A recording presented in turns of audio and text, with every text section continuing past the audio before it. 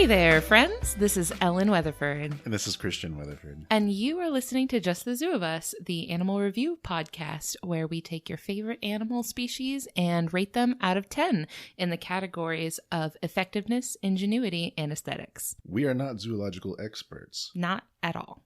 We do a lot of research and try our best to make sure we're presenting information from trustworthy sources. So if we misstate something or just flat out get something wrong, please tell us and we will fix it. And we'll make it right. Yes. We dunk on ourselves. We can take dunks from others. This is episode 11. Woo. And this is a very special episode. I hope you all have your permission slips signed because we are going on a trip to the Zoovies. We got this idea from our friend Christina Sanders, who asked that for the week of the release of the remake of The Lion King, we do a Lion King themed episode. And I thought that was a fantastic idea. For sure. So I put it to a poll a few weeks ago, and I asked you fine folks what animal pairing you were most excited to see in The Lion King. And the answers you gave were Timon and Pumbaa. It wasn't Animal McAnimal Face? Stop. What with the internet polls? It wasn't. It was a closed poll, by the way. I did not allow people to submit their own options for that exact reason. Thwarted. So I asked you fine folks which animal power duo you were most excited to see in The Lion King. You said Timon and Pumbaa. For that reason, this week's episode is about the meerkat and the warthog. Yeah, boy. We are bringing you real life Timon and Pumbaa this week. So if you've ever wanted to know more about these cute little animals you're seeing on the screen, we're here to tell you about them. I believe you're first, dear. I am. Last week, Christian went first, so this week it's my turn. I have the meerkat. Also known as, I didn't know this, another name for the meerkat is the suricate. Oh. Yeah, I didn't know that. That comes from the scientific name for the meerkat, which is Suricata suricata. Oh, interesting. Yeah, it's a fun, catchy little name. Mm-hmm. So I'm getting my information on the meerkat from the Smithsonian National Zoo, as well as the San Diego Zoo. As an introduction to the meerkat, this animal is about 10 to 14 inches long or 25 to 35 centimeters. It's about a chicken and a half, maybe. this again. So that is just the length of the meerkat from the tip of the nose to like their butt, basically. Okay. The tail adds an additional 7 to 10 inches or 20 to 25 centimeters. Sure. So the tail is like almost half of the length of the meerkat's body. But the tail is usually pointed? Yeah, they're up? usually like having it. They're like holding it angled in such a way that. But anyway, they have a long tail. So this is basically a little weasel. It's a little long-shaped, pointy-nosed little dude. Looks like a rodent, really. Mm-hmm. You're gonna find meerkats in southern Africa in dry grasslands. The taxonomic family they belong to is called Herpestidae. Ah. And that is the mongoose family. Okay. So could see that resemblance, yeah. Yeah, so they're actually like a part of the mongoose family. So they're cousins of other types of mongooses. Now, so this family, Herpestidae, is also part of the Feliformia suborder, which I mentioned last week in the segment on the aardwolf. Oh. This is another one of those animals that's actually more closely related to cats than like dogs or anything like that. I'm going to draw some other parallels between the meerkat and the aardwolf throughout the show, and you'll see why. Cool. They're not like closely related or anything, but they're both part of the Feliformia family. So I'm going to kind of jump right into my rating for the meerkat. I'm going to start with effectiveness. So we define effectiveness as physical adaptations that the animal has developed in order to more effectively accomplish its goals. So if it has a thing it's trying to do, maybe it's trying to hunt prey, maybe it's trying to get away from predators, whatever it is, how well it is built to do that physically. Like it's real good for swimming or something. Well, the meerkat is not so great for swimming. But anyway, I gave the meerkat a 7 out of 10 for effectiveness. Okay. So like the aardwolf, the meerkat eats a lot of bugs.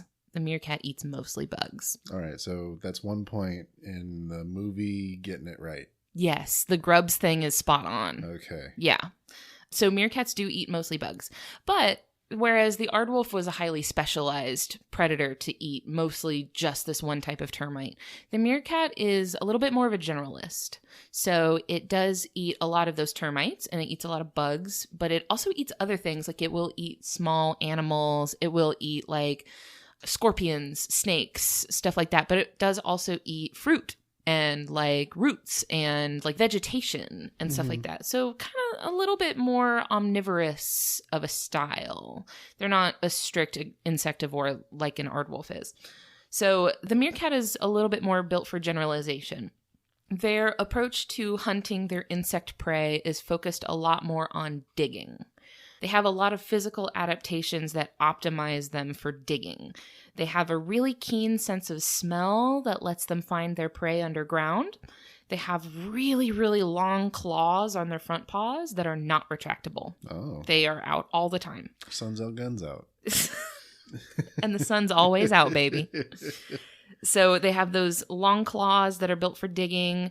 Now, also, their eyes and their ears can close up to keep sand out. So they can close their ears. And their eyes have a nictating membrane over them, which I mentioned in the episode about the camel. Right. This is common for animals that may be exposed to sandstorms or just kind of sand in the air. So they can close up their eyes and their ears while they're digging to keep dirt and stuff from getting in there. They're built for digging in the sand, really. That's what they're made for. Whereas the aardwolf was not. The aardwolf didn't actually dig, right? They just had a sticky tongue to pick termites up off the ground. Sure.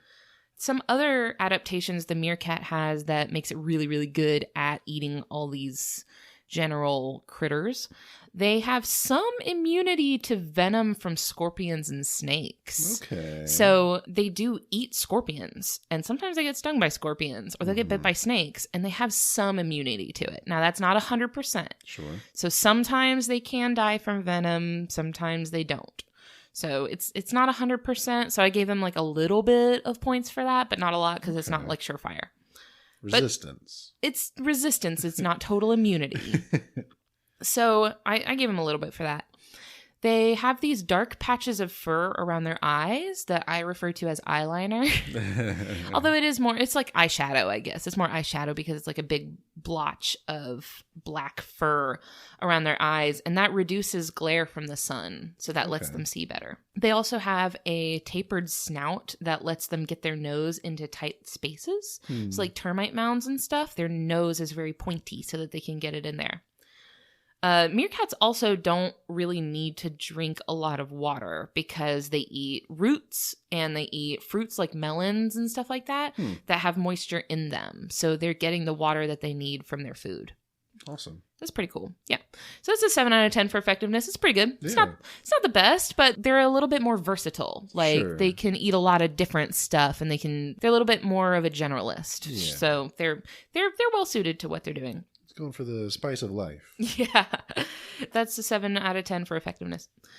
For ingenuity, this I think is where the meerkat shines. I give them a 9 out of 10. All right. We define ingenuity as behavioral adaptations that kind of give the animal an advantage. So a common example would be tool use, things like social interactions that help them out, or just kind of ways that they're behaving to get an edge on other animals. So meerkats live in underground burrows.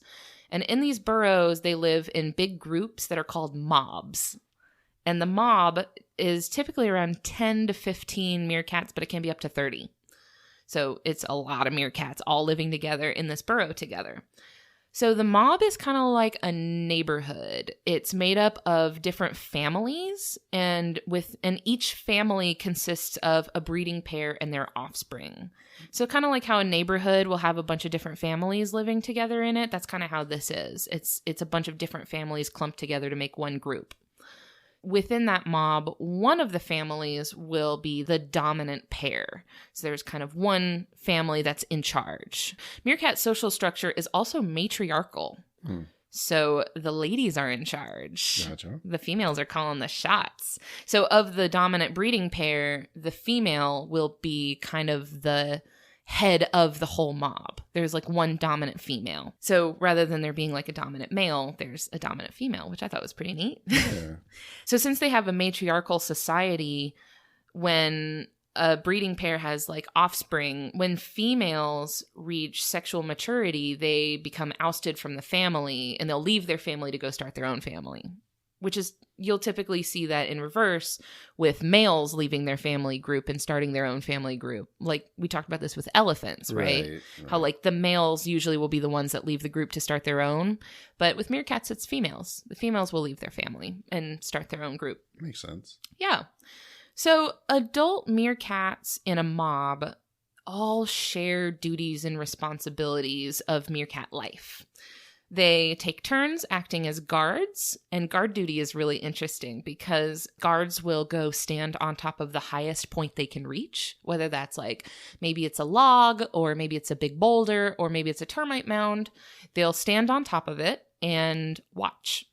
And they communicate with their mob using a surprisingly complex vocal language. Okay. They have all of these different vocalizations that indicate things like the beginning of their duty, something called a watchman's song that means the coast is clear, and barks and whistles that alert the mob to threats. They even use specific calls to differentiate predators from each other. Wow. So they have different calls that mean a land predator, so like a jackal, or an airborne predator, like an eagle or a hawk. So they'll make different sounds, and that will determine what the mob does.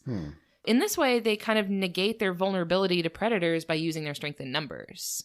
Very cool. Even though on their own, they might not physically be able to fight off a predator, together as a group, they can avoid them. Also, using the high ground, which is historically proven overpowered. There's our Star Wars reference for this episode. That was our obligatory. We hit our cat. When they put out these calls to alert the mob of predators, they have a couple of different ways that they'll respond to these predators. Pretty much like their go-to is that they'll all run inside the burrow, right? They'll all run into these, they're called bolt holes. And it's a hole that has a wider opening and a more narrow inside, so it's kind of like a funnel. It makes it easier for all of the meerkats to run in. So they'll run into these bolt holes and hide. Mm-hmm. Another thing that they could do is they could all just kind of run around like crazy and kick up dust. And it makes a little dust storm that covers them. So that, like, if an eagle's flying around, it can't see them through the dust. It's really cool. They have, like, all these different strategies that they do for different predators. So adult meerkats also teach their young what food to eat, as well as how to eat it. Like I mentioned earlier, they eat scorpions, right? Mm-hmm. But if you're going to eat scorpions, you have to know how to avoid being stung. So what adult meerkats will do is they'll show the baby meerkats how to bite off the tails of the scorpions to avoid being stung.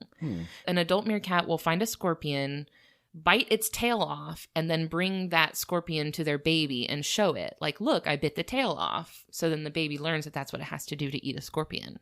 Okay. So they're actually like using generational learning. They're teaching their future generations how to be a real good meerkat.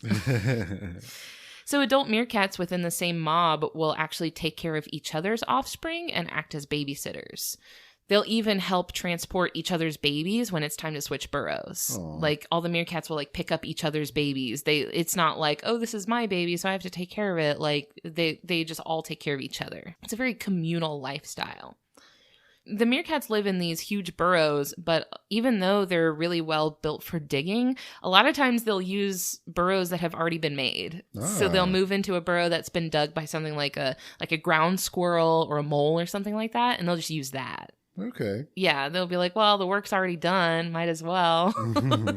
Which I thought was funny. Work smarter, not harder, right? That's an ingenuity point. Yeah. So within the burrow, they'll have different areas that serve different purposes. So they'll have like a sleeping area and like a potty area. They have like a latrine area. Like part of the den will be specifically for going to the bathroom. Oh, smart. Yeah, very smart. So a mob of meerkats will usually control a territory that's around 4 square miles. That's pretty big. It's huge. Yes, very big.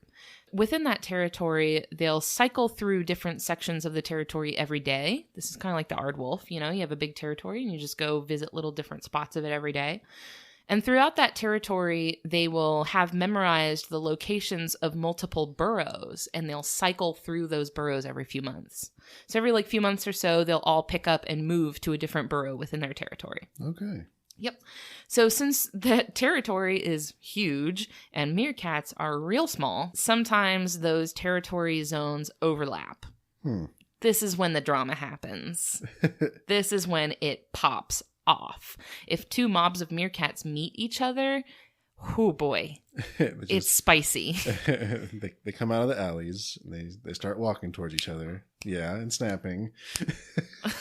They really aren't keen on it.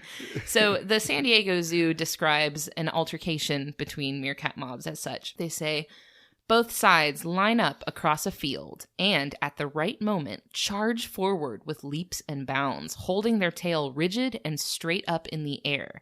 Every third or fourth leap, they arch their back and thrust their rear legs backward like a bucking bronco. Huh. Yeah. They're basically being as extra as they possibly can.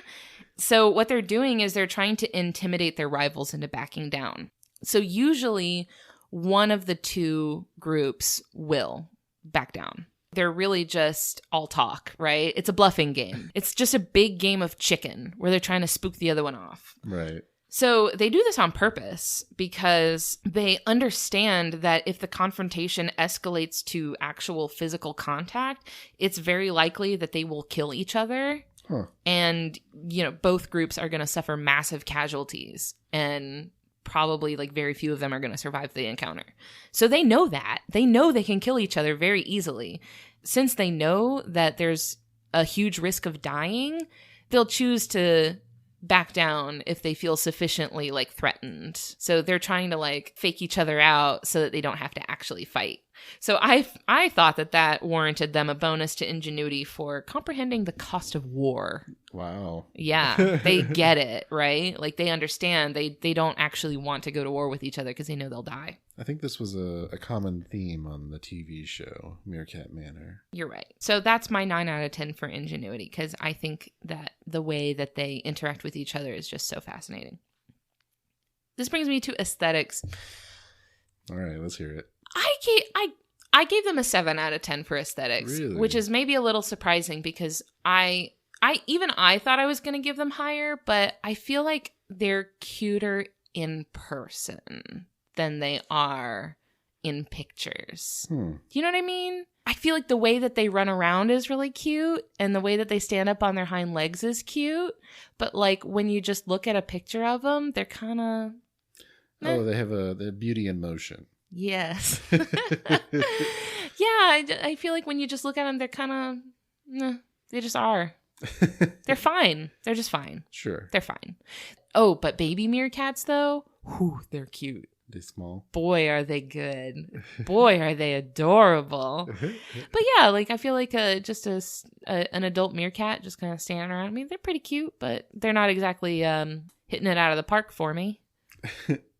Listen, guys, this is subjective, okay? This is arbitrary. I made it up. Yeah, I mean, name of the game. They can't all be perfect.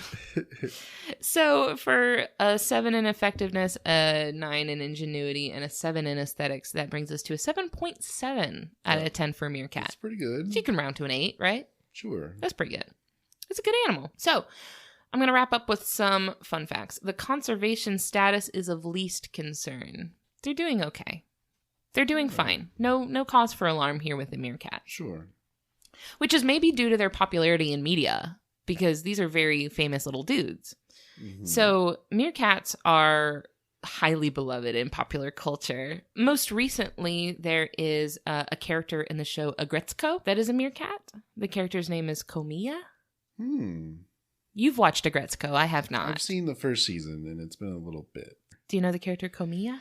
No, I honestly don't remember any character names. Okay, well, that's fine. Komiya in Agretzko is a meerkat. Okay. So going back a little further than that, there is, of course, Meerkat Manor, the documentary series that aired on Animal Planet from 2005 to 2008. This documentary series followed a family of meerkats named the Whiskers as part of the Kalahari Meerkat Project. I have binged this show. I watched the whole thing over a summer one time, and it is just delightful. Boy, is it great. It's so fun to watch. They have such intricate, complicated relationships with each other. So something that I thought was neat, I read a little bit about the show, And I read that while the footage that they used is, of course, all completely like legit documentary footage, it's not like they staged anything. Sure. They did some things where like there were rival clans of meerkats that the Whiskers family would have these like rivalries with. And in the show, their rival family is portrayed as like this one family that keeps coming back to fight with them. Whereas in reality, that was footage that was kind of like spliced together from different groups of meerkats. Okay. So it wasn't like the same group of meerkats every single time, but it was, you know, they portrayed it that way in the show just for the sake of simplicity. I mean, that's got to be common in that sort of documentary. I've always felt like, you know, they're telling us a story right now, but they could really say anything for what's going on here. So yeah, there was actually some people were really getting upset with the people that made the show because there were situations in which a meerkat was like wounded and suffering and dying like horribly, and people would get so upset they'd be like, why didn't the camera crew just like rescue it? Why didn't the camera crew swoop in and save it and get it to safety? What the documentary crew said was like, that's not what we're here for. Like, first of all, they were working on a real legitimate research project. Mm-hmm. They were there to document and research the activity of wild meerkats. And any sort of interference on the crew's part would have basically like tainted the entire sample, right? Like that would have just negated the entire thing, because then it's like you've introduced the human element.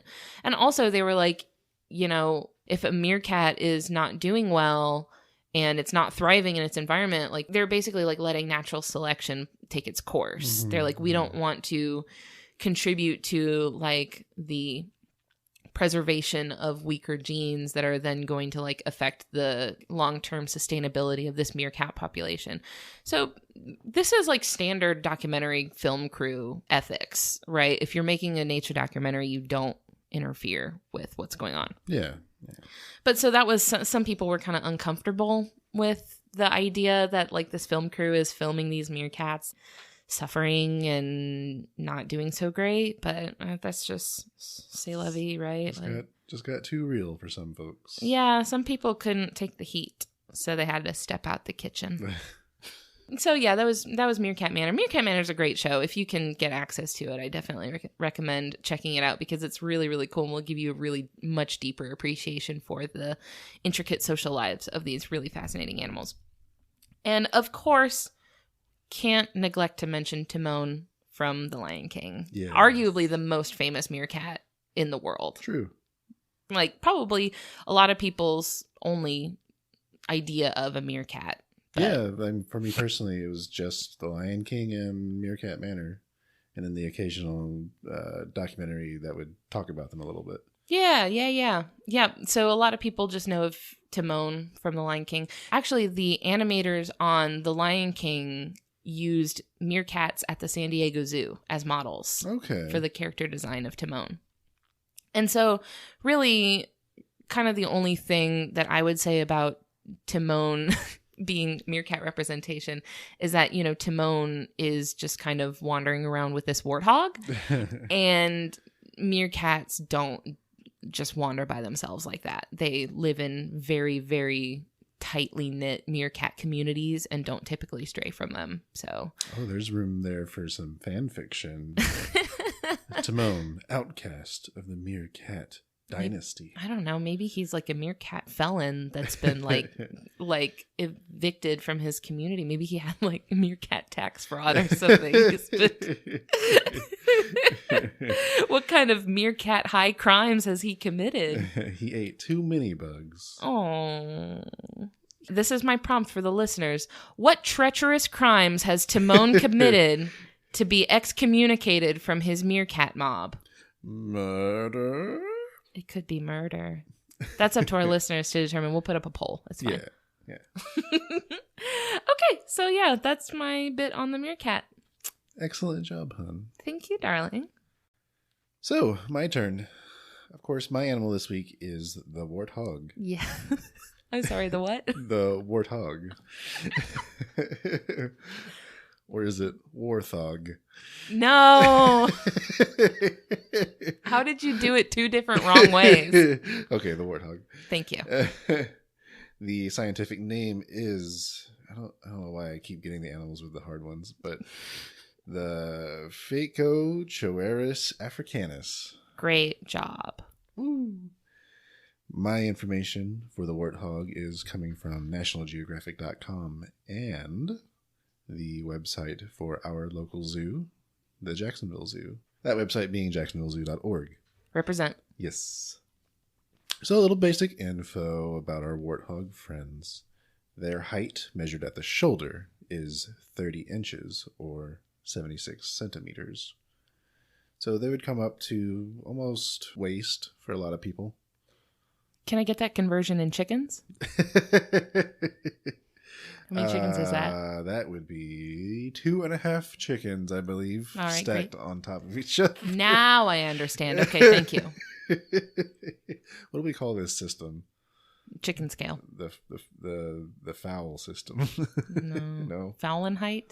Oh. Get it? Because it's the height of fowls. And then the next thing, the weight. So they weigh between 120 and 250 pounds. That's a person. That's a dense little dude, isn't it? Yeah. Which, again, for metric listeners, that's 54 to 113 kilograms. They are found in sub-Saharan Africa. So I believe some of that overlaps with the meerkat. Oh yeah, territory. you would probably find these like around the same place. Sure. I believe they're a little bit more widespread though, because it's not just southern Africa. Sure. Their diet consists of short grasses, seeds, rhizomes, roots, fruits, and surprisingly, sometimes small animals. Oh, grubs? Nope. No grubs. Aw. So it does not specifically mention insects or grubs and the like. Probably small mammals. I guess when you look at them, they don't look like they're made for eating bugs. No, it's probably... well, I mean... They got those big, broad snouts. They do some digging, which I'll kind of go into more detail. But no, they're not particularly known for their grub eating. So to add on to my my headcanon, I believe Timon was able to sell Pumbaa on the idea of eating grubs, just like he did with Simba later in the movie. Oh, I see. So he's a proselytizer. He's an evangelist of the bug-eating lifestyle. Yes. The taxonomic order is Artiodactyla. Artiodactyla. Artiodactyla. Thank you for teaching me. Well, I talked about this with the Okapi. Oh, that makes sense. Mm-hmm. So their most notable relative is actually domestic pigs. They belong to the same family as domestic pigs. Oh, wow, cool. Yeah. Oink. Can we call this family Oinkers? Is that the name of this family? I didn't note what that family is actually called, unfortunately. Oinkers. Sure. Don't at me. So first up, effectiveness. I'm giving the warthog an 8 out of 10 for effectiveness. That's pretty good. Yeah. So as I mentioned a moment ago, their tusks are very good for digging. They're very good at digging up earth. That's mostly for finding roots and vegetables and that sort of thing. Another adaptation that makes them very good for their environment is they can go for long periods of time without water. Nice. Up to several months. Dang. Surprising, right? Yeah. Actually, here's the most surprising one. Oh. How fast do you think these guys are? Oh, no. That wasn't the words I thought you were going to say.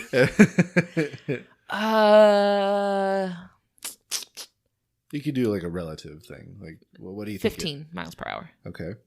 15. So here's their top speed at a sprint. Okay. 30 No. miles per hour. It is not. 48 kilometers an hour. To put that in context, the fastest human sprint recorded is held by Usain Bolt in 2009, and that was 27.8 miles per hour. I'm so stressed. I'm in distress knowing that how fast these things can move. Yeah, I mean that's a sprint speed, of course. I mean, I'm sure they cannot maintain that speed for too long, but still. I didn't think agility was going to factor highly into the effectiveness score of this animal. Surprising, right? You look at him and you don't think, boy, what a little runner he looks like. So it's kind of surprising, and I'll touch on this in the next category a bit more, but they look like they would be ferocious based on their tusks and general demeanor, but they actually are more prone to running than fighting. Oh. Yeah. When it comes to fight or flight. Usually flight. Yeah. The tusks, in terms of attack or defense, is usually more for with other warthogs, between males, usually. Yeah. Or I guess when they're forced to fight, because they are hunted by large predators in Africa. Sure. I mean, wish you would. Try me. I mean, I'm sure there are plenty that could handle them. Maybe from some self-harm, though, when in the attempt. Sure. So, 8 out of 10. That's pretty good. Effectiveness. Good pig. Ingenuity. I'm giving Ingenuity a 7 out of 10. It's okay. So, like domestic pigs, they use mud to stay cool.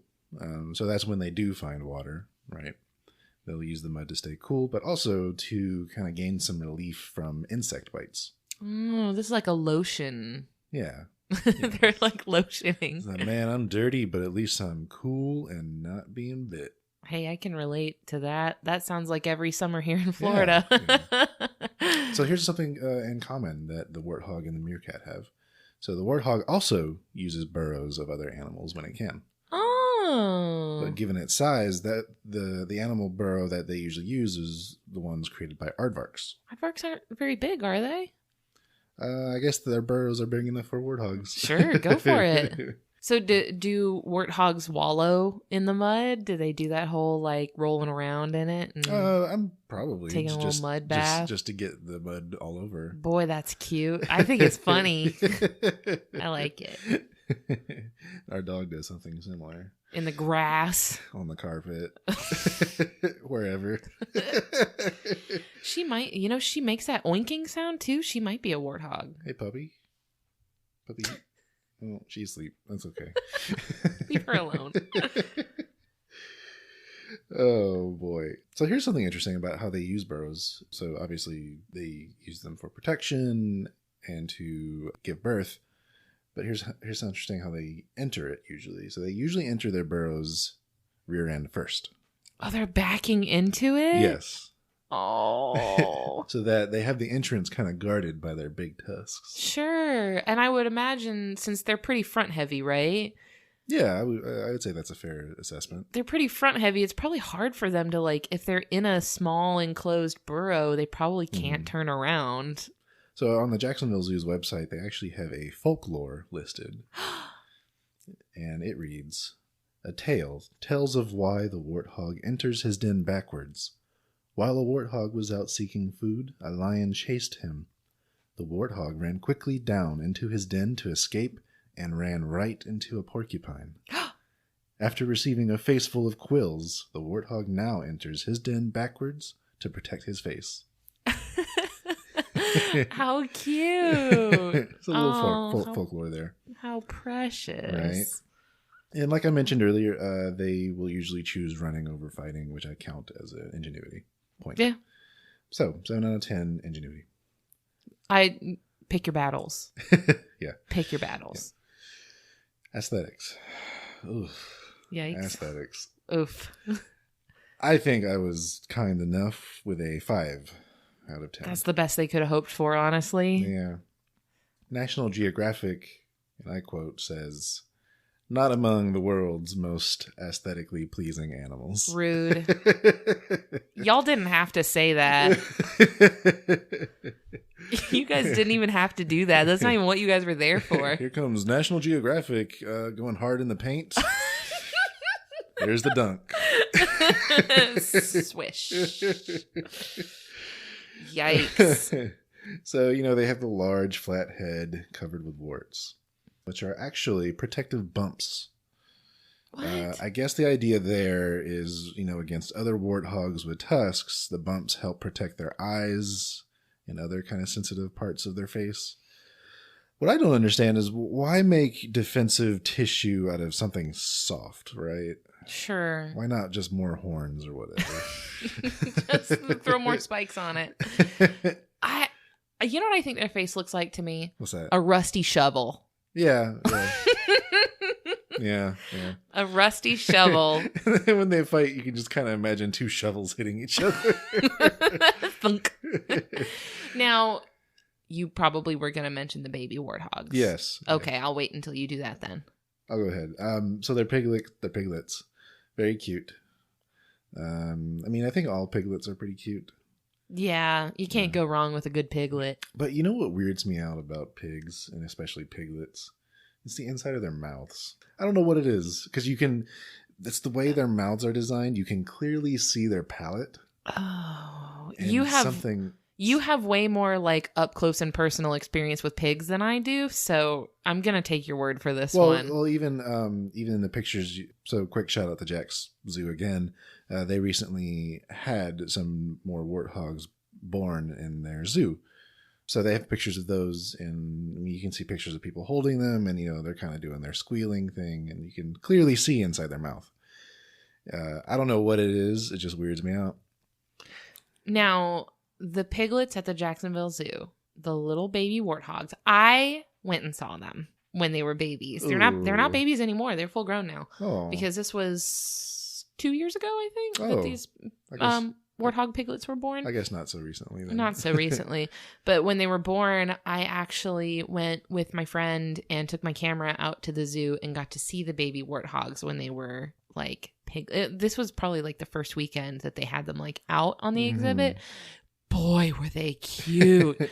Man, they're like fluffy and soft, and they're like, the baby warthogs at the Jacksonville Zoo were so cute. And what I thought was really funny was that they were all super, super hyper. So they were running around all over the place, and the parents of the piglets were in the exhibit with them, and they looked so done. I have never seen an animal look more fed up with anything in my life. Oh my gosh, they looked so miserable because the little babies were running all around. They were like running up on them and like running into them and stuff. And like the mom of the warthogs was just laying on her side like, please let it end. Just please let it all end. She looked so tired and so miserable, but I know, but they were having a grand old time. Maybe I'll throw some of the pictures I took of the baby warthogs up on the social media. Excellent. Yeah, excellent. They were great. So last little tidbit about them aesthetically, they're mostly bald, as adults at least, except for the thicker mane that's on their backs. Yeah, they have that like wiry hair, right? Yeah. It's like coarse and like thin and wiry, and boy, it's not a cute look, is it? Yeah. It's not. I feel like it would be uncomfortable to touch. They don't look soft. No, they don't look inviting. It's not an animal that you think, ooh, I really want to interact with that. Yeah, which probably helps. Yeah, they probably did that on purpose, I bet. Now that I think of it, they're like, we really don't want people to look at us and think they want to mess with us. Yep. So with a score of 8, 7, and 5, that brings their overall to a 6.7 out of 10. That's okay. Yeah. That's okay. Some little fun tidbits about them. Their conservation status is also of least concern. Okay. They're doing just fine. Sure. Although their population is on the decline, though. Oh. So, obviously, some popular references in media include The Lion King with Pumbaa. But also one that I remember vividly is the Crash Bandicoot games. This is all you, baby. I played one Crash Bandicoot game on the GameCube, I think. Well, maybe the GameCube. So the first one came out on the first PlayStation. Sure. In the mid to late 90s. But I remember it because in the Crash Bandicoot games, there were periods where you could ride a warthog. Oh my gosh. Was it a good thing to ride a warthog? Yeah, it was because like parts of the game would have like a change of pace, so to say, to where now you're riding a warthog and it moves differently. Don't forget the most iconic warthog. What's that? Seen in Halo. Didn't you ever see that video, Warthog Jump? It was like a video someone made of like people blowing up the Jeeps and... Are you asking me if I've seen some random fan-made Halo YouTube video? Yeah, you know the one that was out 20 years ago? You remember the one? Let me just go through my backlog. Well, the Warthog from Halo. Yes. Is the name of the car. It's a Jeep. Has 4 tires. It's totally not a Jeep. TM. An all-terrain automobile. There you go. With a mounted gun. But anyway, a little bit about their reproduction. They have a gestation period of 170 to 175 days, which is about 5.5 months. Oh, so they're really churning out these little piglets. Yeah. And their litters are 4 or fewer. And the piglets stay in the den for 10 days before going outside with the mother. Aww. And groups of warthogs that consist of female warthogs and their piglets are called sounders. Sounders? Mm-hmm. I've never heard that word before in my life. Neither have I until extremely recently. Would you say within the last 2 hours? Yes. A sounder of warthogs. How delightful. Yeah. That's very pleasant. Right?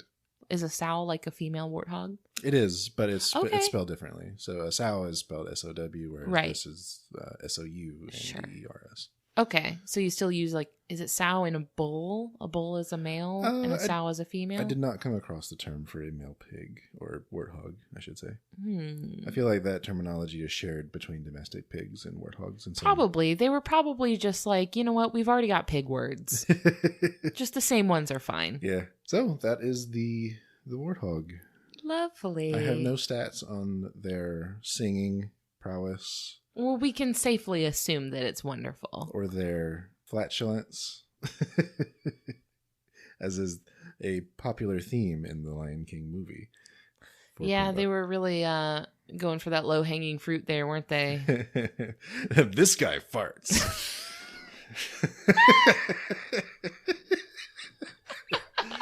Oh, man.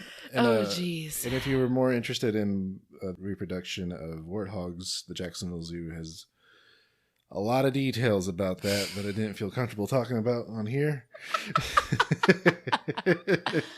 Also, if you want to see a warthog, you can go to the Jacksonville Zoo. Yeah. They've got a whole bunch of them. Yeah, hit them up. They're good friends. Whenever I go there, they're usually just kind of passed out, like sleeping. That's true. They're always just kind of resting in the shade. They're usually conked out, but it's pretty cute to see. They're kind of stacked into each other. They really pile up. It's kind of funny. All right. Nicely done, my love. Thank you. Great job. So that is the Meerkat and the Warthog. So now when you go see The Lion King that comes out this week and you see Timon and Pumbaa singing on the screen, you'll have a little bit more context information to know a little bit more about the Meerkat and the Warthog. Yes. You know what I'm looking forward to in that movie? What? James Earl Jones. I know you are. I know that's your husband. I could listen to him read the manual to my refrigerator. I know you're excited about that. You know who I'm excited for? Who's that? A bae. A bae? Bae. Oh, okay. Who's this? Beyonce. Ah. Like bae, like B-E-Y. Would you say Beyonce? Yeah, that's what I said. Beyonce and Donald Glover and Billy Eichner and a whole bunch of other people. Yeah. Great cast. Definitely. Yeah, I'm very excited for The Lion King. And so hopefully when y'all go see it, you will think of us. Yay. Yay. All right, folks. Well, thank you so much for listening. Thanks for tuning in this week. And also thank you to everybody who has been telling your friends about us. We've been seeing our numbers climb steadily, and that's really, really exciting for us. Woo. So thank you so much for recommending the show. Please keep it up. Feel free to recommend the show to your friends. Let them know, hey, there's this cool podcast about animals I listen to. It's called Just the Zoo of Us. They can check us out on, iTunes, Spotify, Google Podcasts, all that good stuff. Yeah, just tell them there's some pretty rad folks talking about the animals on podcasts. Don't say it like that. Say it like a normal person, please. Otherwise, they're never going to speak to you again. You have to use rad. Do it. You don't have to do that. You can connect with us on our Facebook page by searching the title of the show. We can also be found on Instagram and Twitter, all that good stuff. So, reach out to us. Let us know what you thought, and let us know if you have anything else you want to hear. If you have an animal species that you want to hear us review, you can submit it to us. You can either hit us up on Facebook, or if you want it to be a surprise, you can email it to us at thezooofus@gmail.com. A transcript of this episode for your deaf or hard of hearing friends, or people who maybe English isn't their first language and they would like to read along as they listen. Transcript can be found at justthezooofus.home.blog. One more thing I'd like to add. Thank you to Taylor Gordon Art for our brand new cover art. So good. Yeah, Taylor did a really delightful illustration with our title text and everything like that, and it looks so cute, and it really captures the vibe of the show really well. So we're very thankful to have it. So thank you, Taylor, for the wonderful art. Yes, thank you, Taylor. And as our final note, I would like to thank Louis Zong for the use of his song Adventuring off of his album B-Sides. It's good stuff. Yep. All right, that's all I've got for this week. So thank you to everybody for listening. Thanks, everyone. See you next week. Bye. Bye.